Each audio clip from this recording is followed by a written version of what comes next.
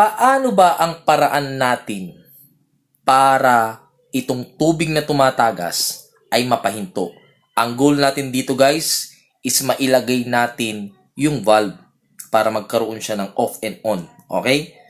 Ito ang ginawa niya guys. Siyempre, mali yung paglalagay ng glue.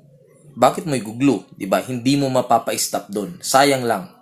Ang ginawa niya, kumuha siya ng pito. Ayan o. Kita nyo naman.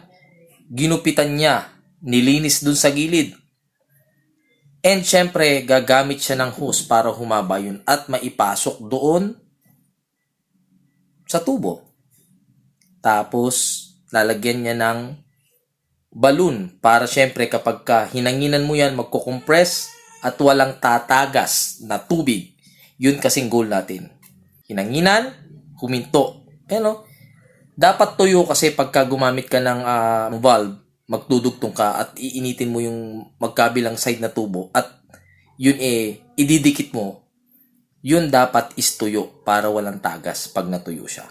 Yan guys oh. Kita nyo naman. Magaling at madaling paraan